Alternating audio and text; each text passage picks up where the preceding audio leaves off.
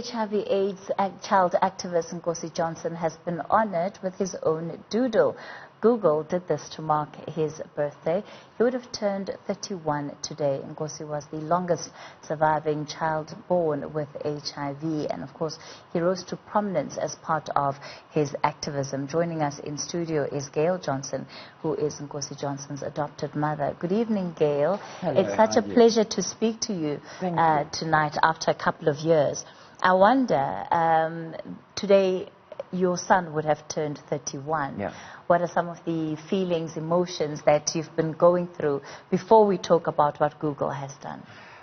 You know, it was just like an ordinary day in a way, because normally we celebrate the anniversary, of course, his death, and not his birthday as such. So we were discussing over the weekend what he would have been like had he been alive today and what he would be doing, and I should imagine he still would have been an activist and assuming the role of director of Nkosi's Haven, you know, putting me out to pasture or something. But yeah, it's been a hectic day because of the response of the Google Doodle, which I knew about, but I had to be 100% confidential. So I'd clean forgotten about it, quite honestly. And whoa, it just hit, and it's been running today, Sure. Which is great.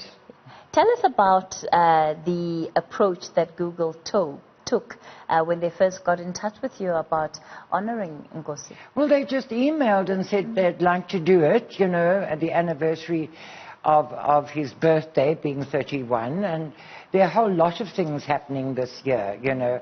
Of course, his Haven will be 21, so I thought a whole big lovely combination. And it was a confidentiality agreement I had to sign, and basically also that there was no possibility of a fundraising link, which would have been great, but the exposure has been absolutely magnificent. But yes, they wanted to honor him, and which I think is wonderful. I wonder, were you surprised by the response that you have been getting? Yes. Because I suppose on some level it speaks to the kind of legacy that he left behind.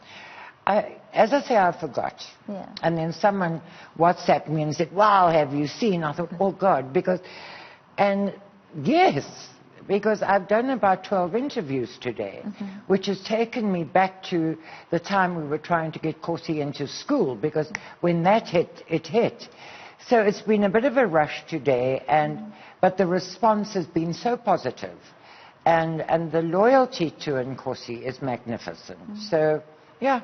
And where would you say that you are in terms of the work that you did together with him, especially advocating for the rights of those that are HIV positive, especially when you look at South Africa today? Yeah. Do you feel that the work is done?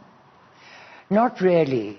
You know, to me there's still a lot of work to do from a prevention point of view, because why are our young girls getting infected? Are people just being careless now because there is treatment, or are they not aware? They must be aware, because there's a high level of awareness. But you know, just last week we admitted a young girl who only weighs 21 kgs. So why? Why has she got to that level? So is the level of denialism still that high, or didn't she think? I haven't sat and chatted to her. She's just settling in. So there are still people that are full-blown. And why? Why today, when there are all these interventions, there are these treatments, they do work? So, I don't know. I wonder, when you look at that infection rate, especially amongst young women, do you think that as a country we have become somewhat lax when it comes to highlighting the issue of HIV, especially because there is treatment available, that nobody takes it as seriously as it used to be taken? Yeah, no, because it's not a death sentence anymore. So it's not the crisis of job losses or people dying and people trying to fill places and things like that, of babies dying. There's none of that. So yes, there is a bit of complacency. but also it's the children. There needs now amongst the children, you know, and it's a concern that it has dropped, or the level of HIV/AIDS awareness and things and need and interventions has dropped. But one looks at what's happening now with the rate of infections, and the kids who were saved from infection by the prevention of mother-to-child transmission are now getting infected. Now, if I was one of those doctors, I think I would be freaking, because the dedication to work at that and save a baby who's now infected through well, whatever it means, but it's wrong. And whose fault is that? Is it the parents, the mother? Because the mom must be infected, so surely she should be educating. Is it up to the doctors? No, I don't think so.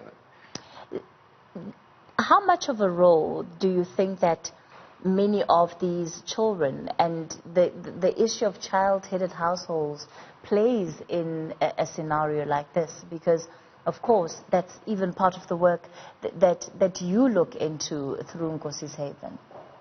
I think it does play a huge role, because it's also survival.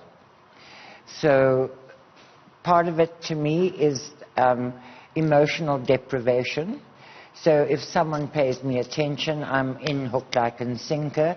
And also the need to belong, I think, plays a huge role. And that we need to look at. You know, when all these child-headed households and orphans just mushroomed, comprehensive interventions were not done. And that should have been where comprehensive psychology, bereavement, everything should have been done for those children. But they were ignored. They were ignored by government. They were ignored by the neighbors because of what AIDS was at the time. It was tragic. I want us to speak very lastly, because we've run out of time, about the work that you are doing through Nkosi's Haven today. Tell us briefly about then the way that you're continuing with the initiative and the legacy. Well, it's moms, destitute moms, and we're finding we've also become special needs moms. So our moms are infected but physically disabled. Some are hearing impaired, some are sight impaired. I've got about 72 orphans, 37 of my kids are infected. So we're carrying on, but the funding is chronic. Like most NGOs in South Africa, struggling from day to day now. So we're not the Titanic, but I just hope to God no one orders ice, because, you know, we're not healthy and it's scary.